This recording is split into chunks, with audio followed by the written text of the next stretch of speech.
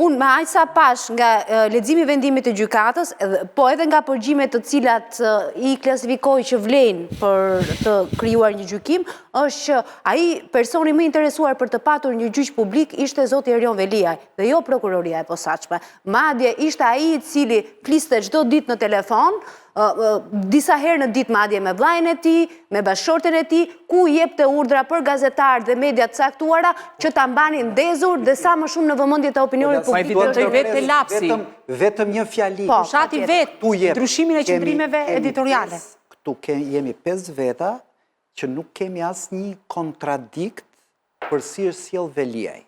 Besoj bjem gjithë dakord, është tmerr. Jo, unë e di ku kam kundërshtimin. Është pyetja që bëri ju ngritët një shqetësim shumë të drejtë.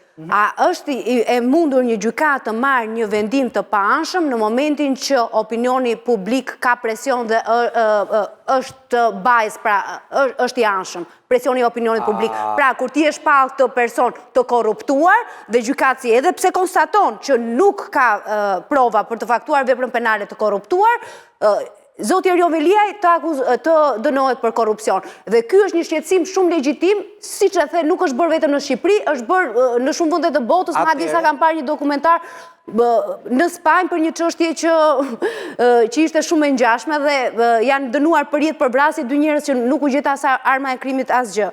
Tani, çështja është, kush ka qenë interesuar për të bërë gjyqin publik? Se ju ja dha këtë akuzë Veliaj. Atëherë Spaku për të distancuar nga lajmet e rreme që janë prodhuar për ta dëmtuar në këtë çështje, në këtë rast ka mbrojtur veten duke nxjerrë në përgjime faktin që këto lajme janë porositur nga Erion Veliaj dhe ato janë shpifje. Dhe edhe pse unë jam për dekriminalizimin e shpifjes, shpifja është vepër penale. Gjithashtu, këto përgjime vërtetojnë edhe kapjen e medias. Ne gjithmonë kemi folur dhe kemi diskutuar se si media është e kapur nga pushteti dhe nga interesa ekonomike. Ka lidhje.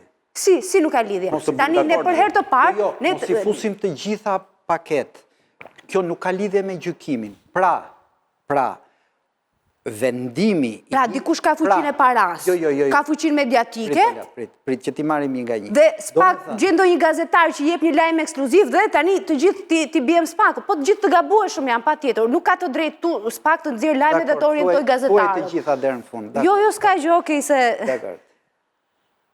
Por mos harrojmë që të gjithë jemi të gabueshëm dhe nuk duhet të kemi këtë kompleksin. Unë jam gjithmonë kundër Spakut, ose unë jam gjithmonë kundër Edi Ramës, jam gjithmonë kundër Sali Berishës. Se ka edhe vendime dhe çështje të mira që mund të ketë Spaku, ka dhe vendimet mira që mund të ketë Edi Rama, ka dhe vendimet mira që ka marrë qeverisja Berisha. Falenderit për rolin e psikologut që do mëshirosh nga konteksti. Sa mirë që sillet me ty, Ola, e ke vënë re pushatin, se po t'i kisha ndërhyrë, do kishte ikur tani. Ka sarkazm, por... Po mundohem mos i ndërhy. Sarkastike e ka.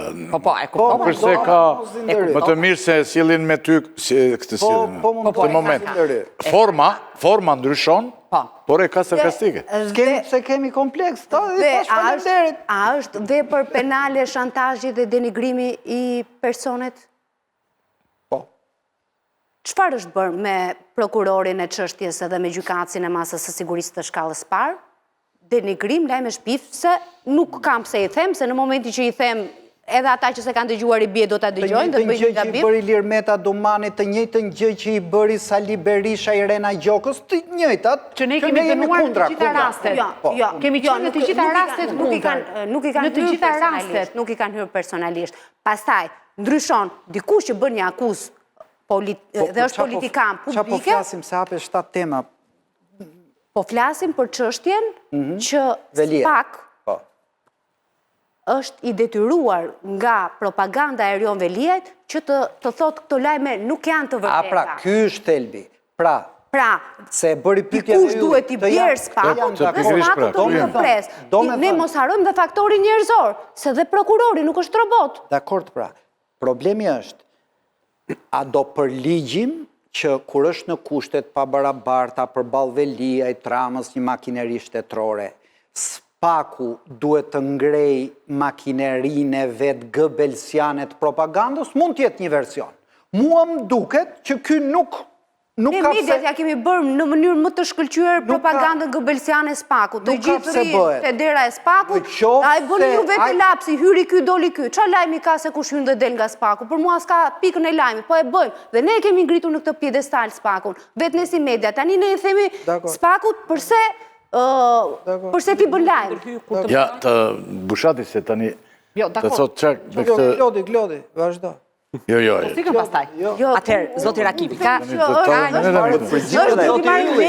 i përgjigjes... Bushati, duhet i marrin leje. Jo, zoti Ylli, po të thot ty fol. Tani... Në këtë moment. Të flas Bushati dhe pastaj ndryrën ti. Dhe pastaj... Po pra, me radhë. Flas dhe zoti Mërtiri. Bushati du të flasit 3 fish se jemi 3 kundra. Solla 2 shembuj, të cilat bë të gjitha sikur nuk i dëgjuat, për cilat kam pyetur një 10 veta që janë profesionist. Dhe i kam thënë, në qoftë se do ishe një prokuror dhe një gjykatës, do i fusje marrëdhëniet intime që s'kan lidhje në dosje? Më kanë thënë jo. Do e fusje episodin e ambasadës amerikane në dosje? Më kanë thënë jo. Ju këto bëtë... Po ku vërtetohet që ka marrëdhënie intime? 1 minutë, më thuaj. Unë tani pastaj do më thonë këto... E ky është një aludim, jo. Jo, s'është aludim, lexoje. Pastaj do çohemi ne me Klodin. Lexoje. Se del me këtë e pse del me atë, që si duen Spakut fare. Dgjoj, zoti Rakipi, to bëtë sikur ja rua. Bushati po sillet qëllimisht. Kjo është për mua fakti që ka në studio 2 gra. Tani mos ta banalizojmë çështjen. Dhe fakti që ka 2 gra dhe po i bëjnë oponencë. Atëherë lëm ambasadën amerikane. Ka lidhje me qenit grua apo burr. Jo, mërtir, ne nuk mund bëjmë bryk topi për të sulmuar kërkën në çështje. Po le tani, se edhe kjo që thua ti tani nuk ka shumë. Jo, po zoti Rakipi, më lër ta mbaroj, nëse nuk më lë ta mbaroj. Po nëse është problemi ti, po filma shikon ti. Shikoj edhe filma. Po shikon edhe aktet e tjera i shikon. Se kjo nuk është seksizëm tani. Atëherë, ka një problem për duro. Spaku e ka futur ti gjë tani, çfarë të mund shketi? E nuk e ka futur Spaku mërzotri, e ka futur gjykata në vendim gjyqësor. Merremi pak edhe me gjykatën. Unë mendoj që thelbi është një. Se kjo po bën tani sikur. A përbën problem sipas jush? Ky është akti jashtëligjshëm. Për Bushatin dhe për Mërtirin dhe për mua dhe për të gjithë, faktin që një kryetar bashkie inskenon sulme nga burgu ndaj njerëzve të drejtësisë. Unë mendoj që përbën shumë problem, apo jo? Pra, është në kushtet e izolimit, dyshohet për veprën penale të lutem të korrupsionit, për veprën penale të pastrimit të parave, dhe del ndërkohë te kartofoni burgut dhe thot, çoja një këtë gjë në redaktorit, ta shohi redaktori, kë do të godasim sot, si do ta bëjmë këtë, tek do ta bëjmë atë. Për mua, të ndërshtrimin tim. E ka shkelur ligjin në 1 minutë. E ka shkelur ligjin Spaku duke deklaruar dhe këtë që është dëgjuar aty për marrëdhëniet intime? Jo. Po ai s'ka lënë pa thënë për gjyqtarin dhe për prokurorin.